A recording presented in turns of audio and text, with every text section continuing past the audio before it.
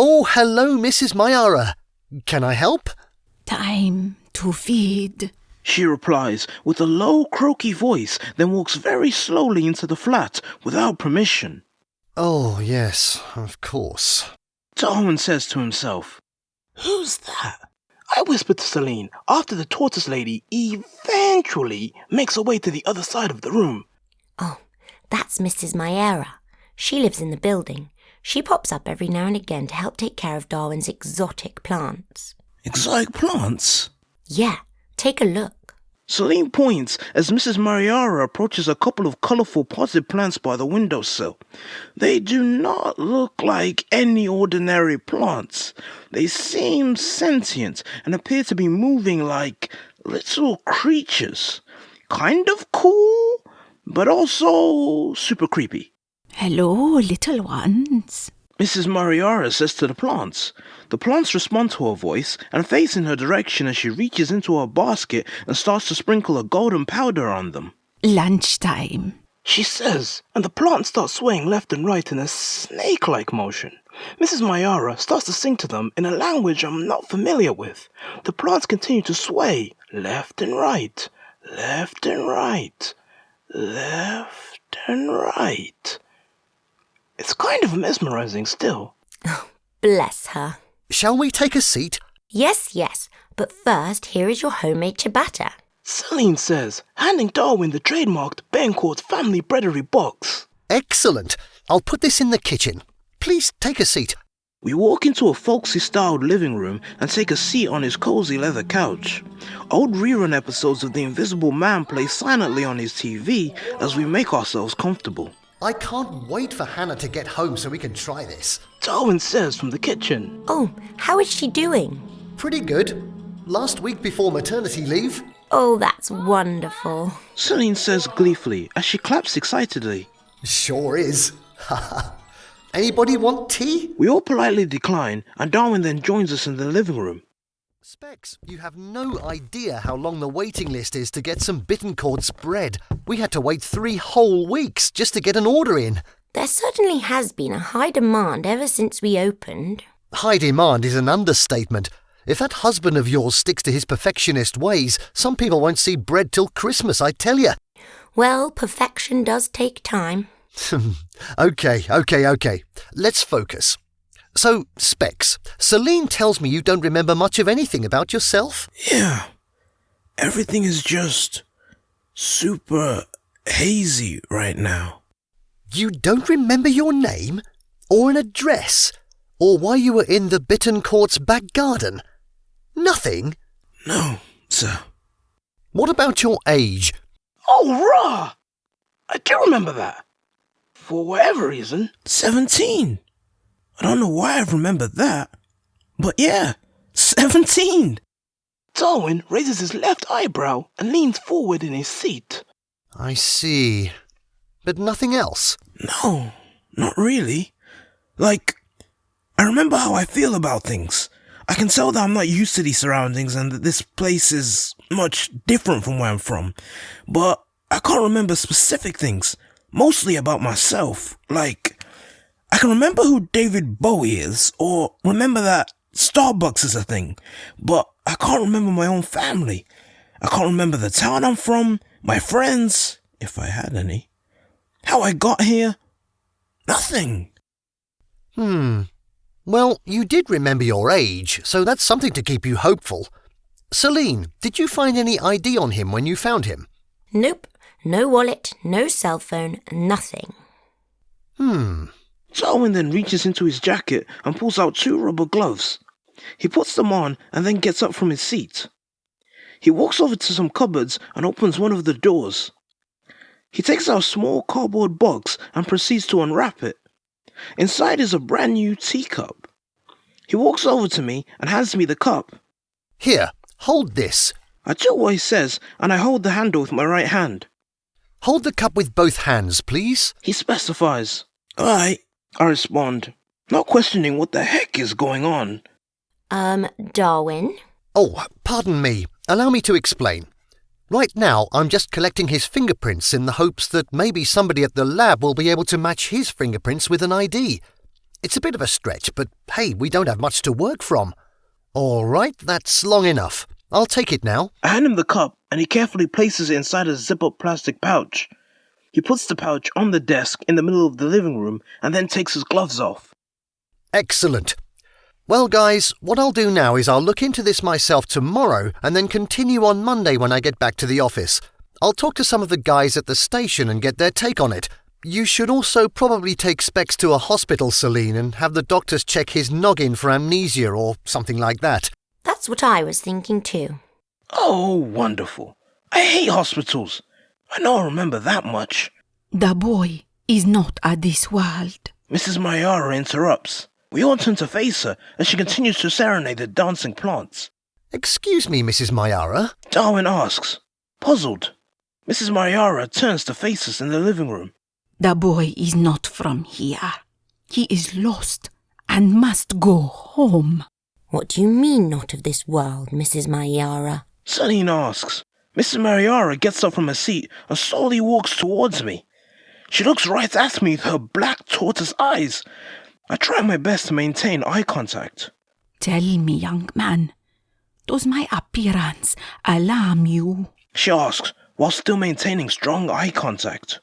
I reply, not knowing how to respond to that. How about hers? She points to Celine. I reply, still not knowing how to respond. Mrs. Mayara's face inches closer once again. This boy is not from here. He is not used to seeing the likes of me and you, Celine. I am sure he feels the same way about a lot of things he's seen since you found him. This boy is lost, and he must find his way back before it's too late. You, young man, must find the witch doctor. Witch doctor? Witch doctor? Witch doctor? Witch doctor? Yes, the witch doctor with 2 last names. Only they can send you back from where you came. How do you know all this, Mrs. Mayara? Darwin asks. Mrs. Mayara slowly turns her head to face Darwin. I've been around a long time. I have seen such an occurrence before. She replies, ominously. You have? Many years ago, another lost soul found his way to our dear city with the hopes of one day returning from whence they came. What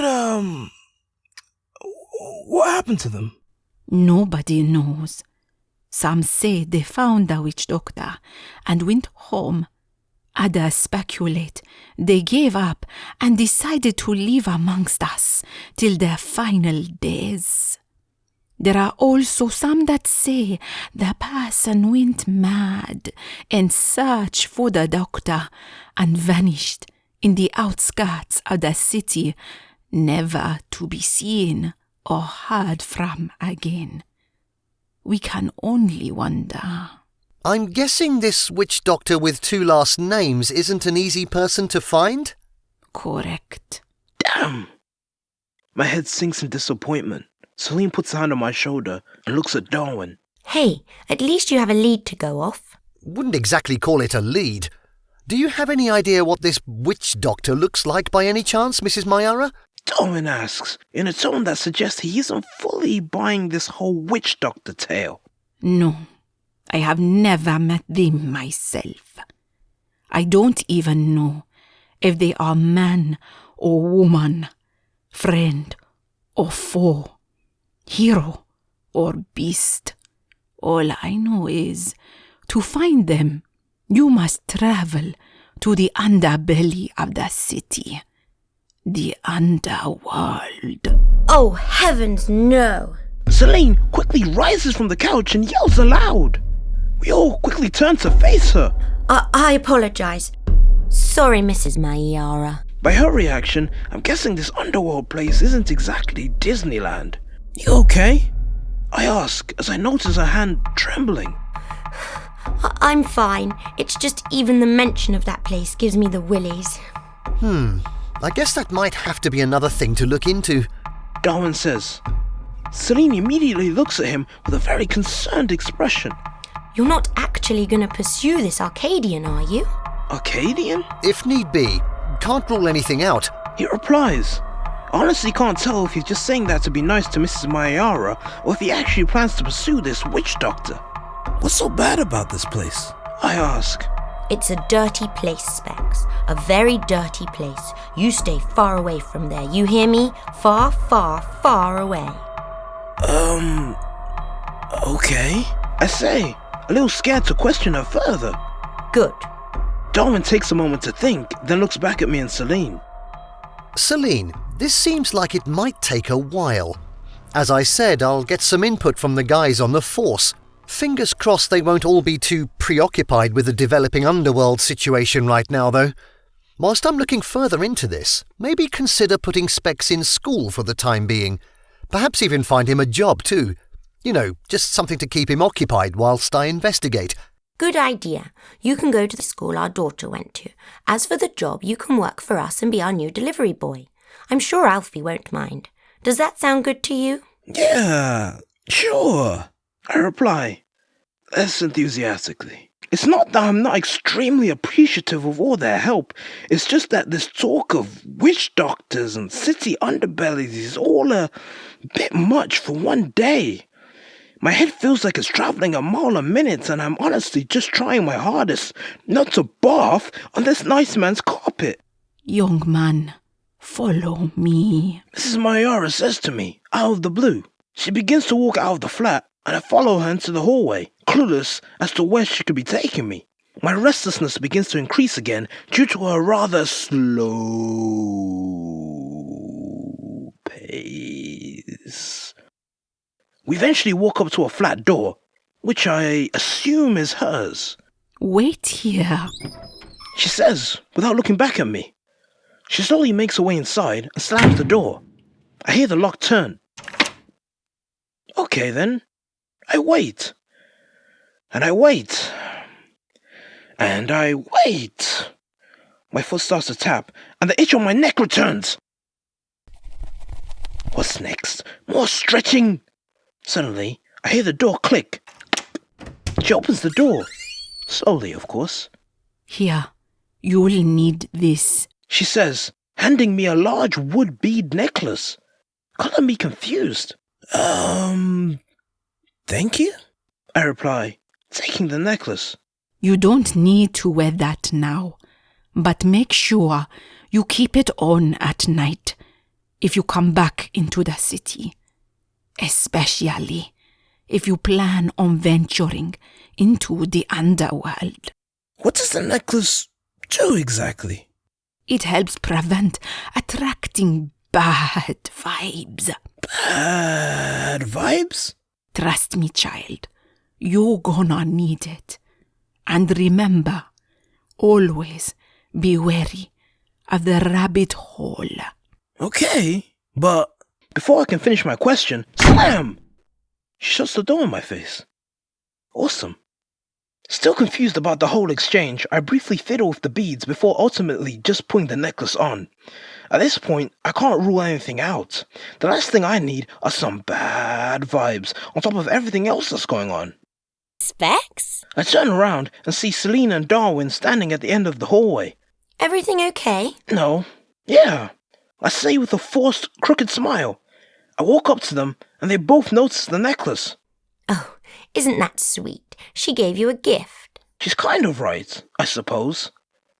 It's to keep away the bad vibes, I assume. Darwin says, whilst rubbing his chin for some reason. Yeah. How did you know? I have socks in my flat that she gave me that serve the same purpose. Really itchy, though. She gave me a bracelet. Celine says, as she shows me a sapphire blue bead bracelet on her right wrist.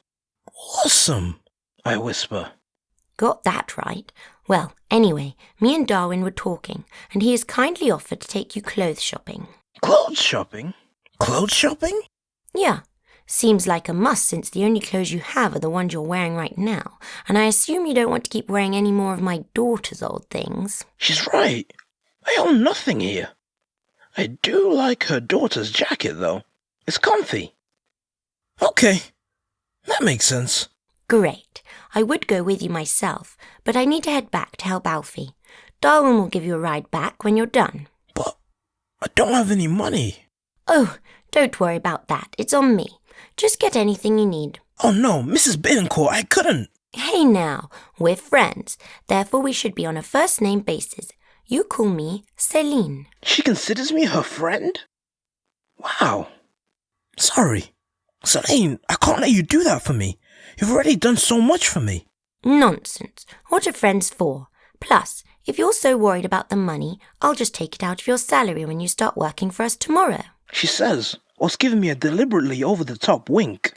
Well, in that case... Great, and I know just the place. Darwin says. He reaches his arm out and puts his hand on my shoulder.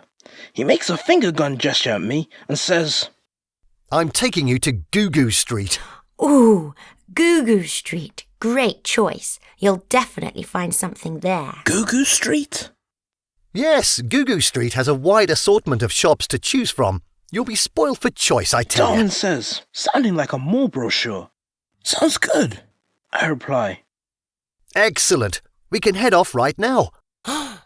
Does this mean that Spex gets to ride in the Fwibsmobile? Oh, yeah. You're going to love this, Spex. Follow me. Fwibsmobile?